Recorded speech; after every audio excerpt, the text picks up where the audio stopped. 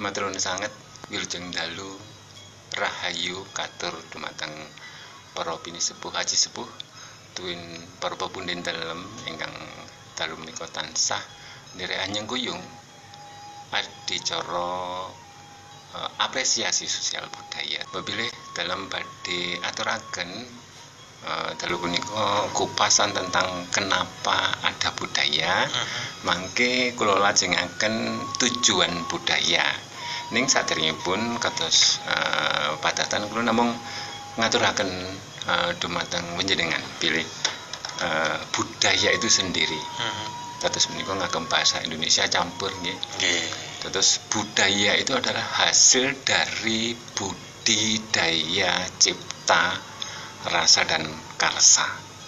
Terus menawi budi adalah sebuah hasil dari jiwa yang membawa nilai-nilai hakiki menika sebenarnya hakikat fitrah manusia.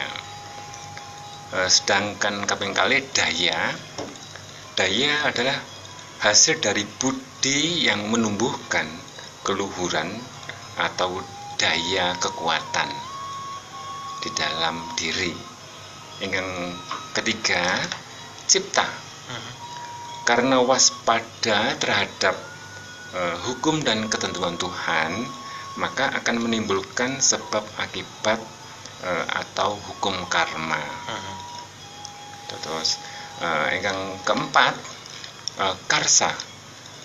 Karena hukum karma yang menjadi pegangan atau patokan sehingga berpegang teguh pada hukum yang menjadi mutlak, karena ada rasa di dalam diri, maka akan takut dengan segala sesuatu yang diperbuat. Kelima, karsa. Karsa karena dasar orang wong urip munduh wohing pekerti atau hukum karma, maka dari kekuatan daya tadi menumbuhkan norma dan etika sebagai wujud dari keluhuran budi. Bersama dengan rasa kemudian membentuk sebuah karya atau kehendak. Ini adalah definisi tentang budaya. Selanjutnya saya sampaikan kenapa ada budaya. Karena adanya budidaya cipta, rasa dan karsa, maka dari hal tersebut sehingga menimbulkan sebuah bentuk budaya karena karsa tadi. Satu, dalam bahasa Jawa, anglelo ing jagat kaluhuran, artinya kita hidup itu ada lampah bersosialisasi. Yang kedua, asariro jawoto, artinya kita adalah titah, kita adalah ciptaan Tuhan yang selayaknya kita hendak dan patut dan menjadi wajib untuk beribadah kepada Tuhan. Yang ketiga, hamengkoni bawono, atau kita adalah utusan. Jadi kenapa ada budaya? Karena satu, kita adalah wujud dari titah atau ciptaan Tuhan. Kemudian hamengkoni bawono, kita adalah utusan. Kemudian yang ketiga, anglelo ing jagat kaluhuran, artinya hidup kita adalah kebersamaan. Manusia adalah makhluk sosial. Jadi ketika budaya disampaikan, maka tidak hanya di suku Jawa saja, di suku-suku yang lain, Sunda, suku Bali, suku Bugis, Sasak, Minahasa, dan seterusnya, hingga sampai di negara yang lain misalnya atau benua yang lain, semua mempunyai budaya yang berbeda-beda. Jadi budaya ini adalah hasil karya budidaya cipta rasa karso yang setiap orang kemudian orang membentuk sebuah kelompok. Dari kelompok masyarakat ini kemudian menciptakan sebuah budaya sendiri-sendiri sesuai dengan alam, sesuai dengan lingkungan, sesuai dengan keadaan geografisnya masing-masing. Tetapi bukan hanya di Indonesia, di luar sana juga mempunyai budaya. Jadi ketika budaya timur, berarti budaya timur misalnya Asia Timur, Asia Tenggara.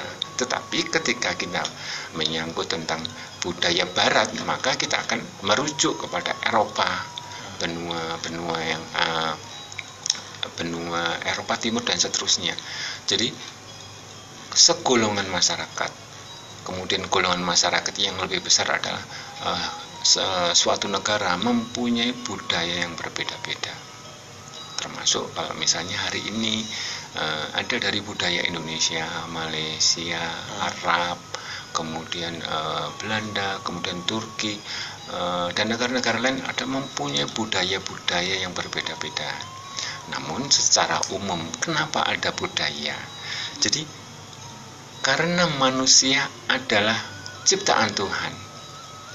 Karena kita adalah ciptaan Tuhan, bahasa Jawanya asariro jawoto, atau kita titah, sepatutnya kita beribadah kepada Tuhan menurut cara dan agama serta kepercayaannya masing-masing. Kemudian ketika kita menjadi seorang kafilah atau titah, maka kita adalah utusan. Utusan untuk apa? Kalau misalnya kita di dalam rumah tangga, di dalam lingkungan keluarga, kita adalah sebuah utusan. Kalau misalnya bapak, ya sesuai dengan kewajiban seorang bapak atau ibu atau anak dan seterusnya. Dan ketika menjadi lebih besar atau lingkungan, maka akan menjadi tanggung jawab akan menjadi berbeda. Kemudian ketika anglelo ing jagat kaluhuran atau lampah, manusia adalah makhluk sosial. Jadi karena makhluk sosial, bersuku-suku, bernegara, kita sepatutnya untuk saling mengenal antara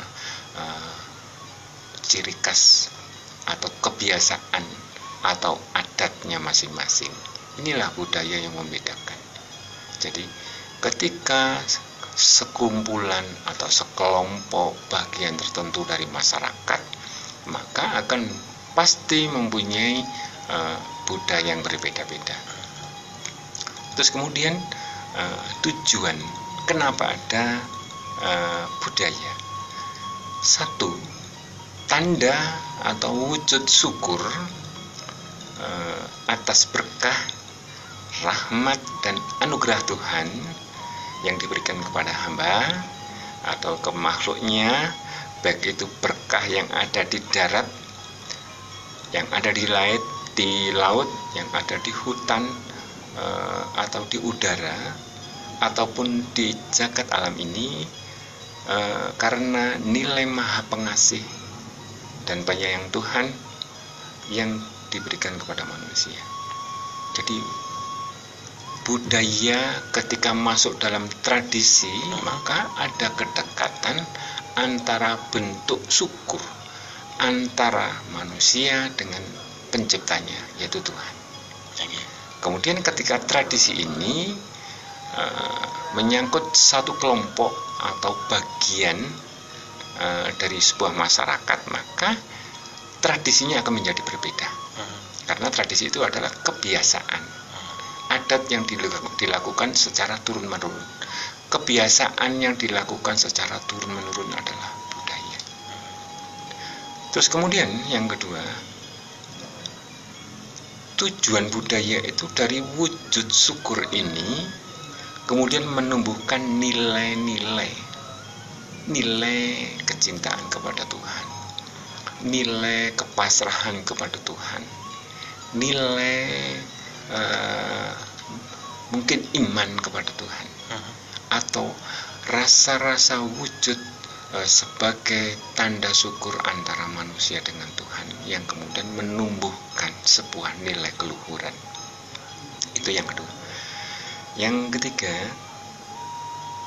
tujuan budaya itu adalah membangun pribadi dan ngugemi nilai dan jiwa yang berbudi pekerti yang luhur pinuju kesempurnaan hidup. Keempat, tujuan budaya adalah menjaga keharmonisan, keseimbangan, keselarasan di alam ini. Inilah tujuan budaya. Setiap kelompok masyarakat atau kelompok suku atau kelompok negara mempunyai adat dan budaya masing-masing. Karena apa? Karena cara menjaga alamnya berbeda, tentang menjaga keseimbangan alamnya berbeda, keselarasan alamnya berbeda. Kita tidak harus menyamakan antara negara atau wilayah yang berhutan lebat, kemudian ada yang berpadang pasir, ada kemudian wilayah-wilayah yang tentunya bergunung-gunung atau sesuai dengan geografis masing-masing, maka akan menentukan atau menjadi sebuah ciri dari adat dan tradisinya. Jadi menjaga keharmonisan, keseimbangan, keselarasan ini kemudian menyatukan antara pola pikir dan pola rasa, menyatukan atau menyamakan antara ucapan dan tindakan. Yang ketiga, karena bentuk kita adalah sebagai makhluk sosial, maka wong nandur bakalan ngunduh. Ini adalah sebuah bentuk dharma. Siapapun yang menanam pasti akan dia menuai. Jadi ketika untuk menjaga keharmonisan, keseimbangan, keselarasan, falsafah atau pitutur leluhur itu wong nandur bakalan ngunduh, ini ada di dalam menjaga keharmonisan dan keseimbangan. Kemudian ada faktor cidro lan ciloko. Cidro, ketika seseorang kemudian mengingkari entah itu janji, entah itu ucapan, entah itu apa saja, kepada siapa saja, dan tentunya seseorang juga akan mendapatkan dampak atau akibatnya. Salah satunya apabila kita memotong tanaman di hutan, maka sudah barang tentu ketika hutan menjadi banyak pohon yang ditebang, akibatnya adalah longsor, erosi. Ini adalah hukum keseimbangan alam atau harmonisasi. Jadi cidro lan ciloko. Kemudian ngalah lan luhur. Seseorang melakukan kegiatan secara sosial, tentunya ada sifat atau tabiat atau perilaku yang tentunya harus ngalah terhadap apa, ngalah terhadap siapa, ngalah terhadap atau hal-hal tertentu. Karena dengan ngalah maka seseorang akan menjadi luhur. Salah satu contohnya adalah ketika ada hal-hal, karena hal ini misalnya menyangkut tentang banyak situasi atau kondisi perubahan ekstrim dari musim kemarau ke musim hujan, maka ada banyak hal yang kita harus mengalah. Artinya, mungkin hari ini akan hujan, harusnya kita menyediakan jas hujan atau payung atau mungkin sesuatu hal terhadap alam, apalagi terhadap orang lain, karena kita adalah makhluk sosial. Jadi wong ngalah akan luhur wakasane. Kemudian seseorang ketika mengacu tentang budaya itu ada sesuatu yang menurut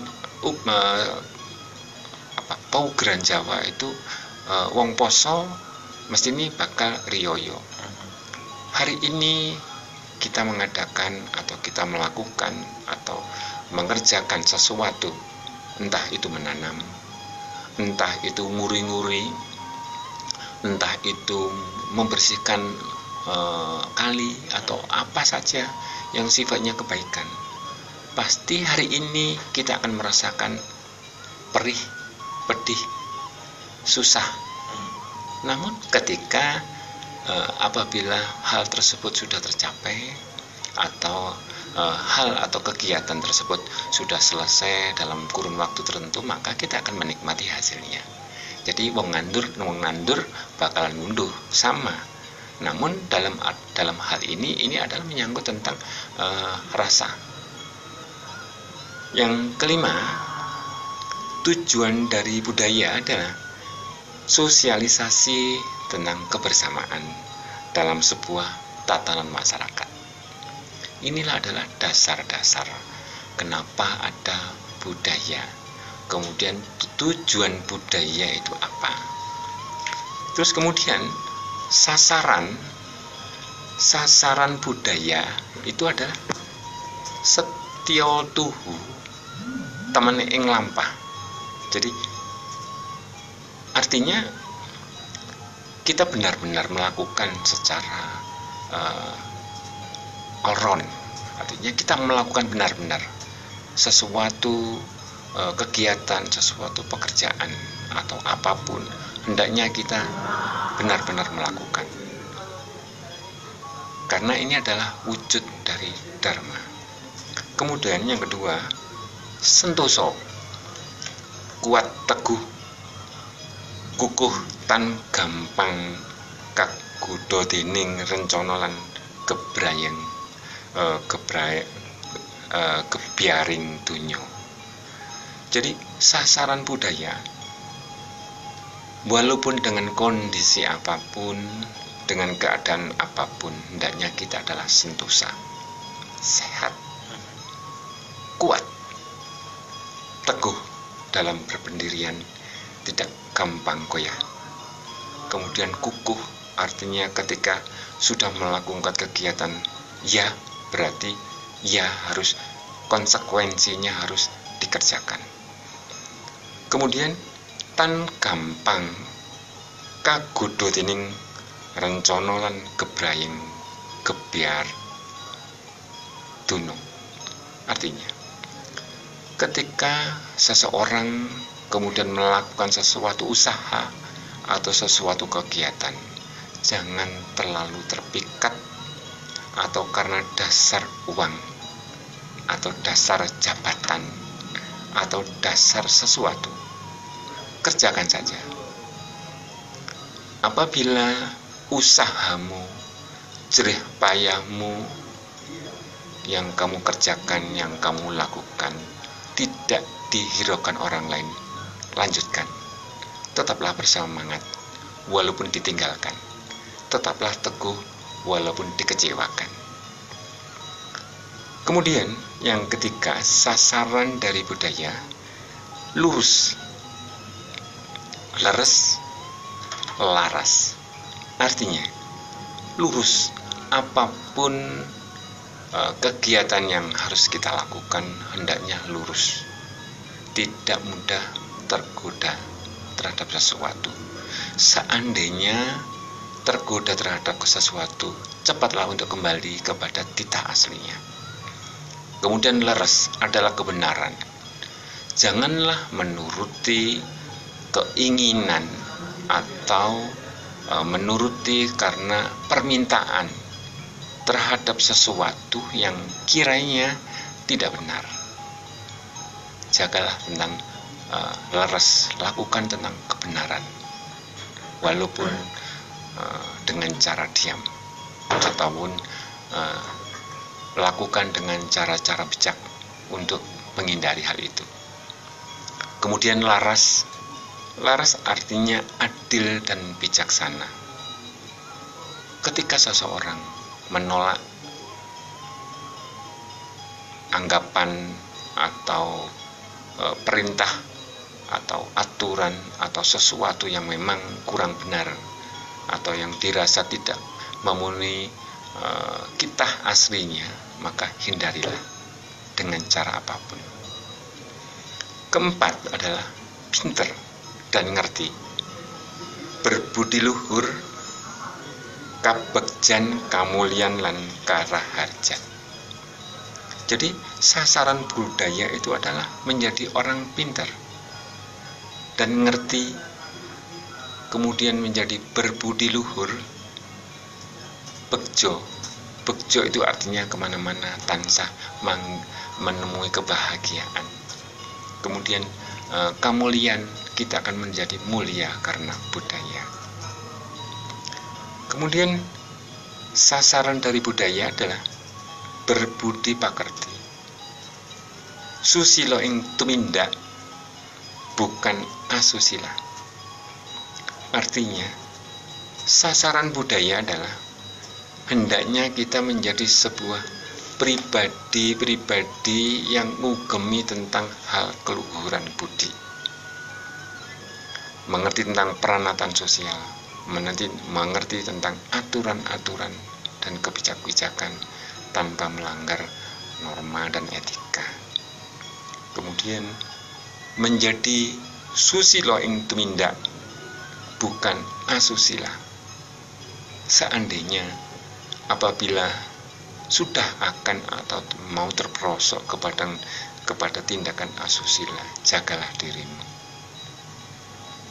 Kemudian sasaran dari budaya adalah untuk membangun keutamaan, khususnya untuk pribadi-pribadi Jawa, pribadi Nusantara. Negara ini adalah negara yang penuh dengan budaya, negara yang penuh dengan keluhuran budi. Hendaknya kita menjaga tentang budi pakerti, susilo ing tumindak, bukan asusila, dan membangun keutamaan atau keluhuran budi. Demikian. Inggih.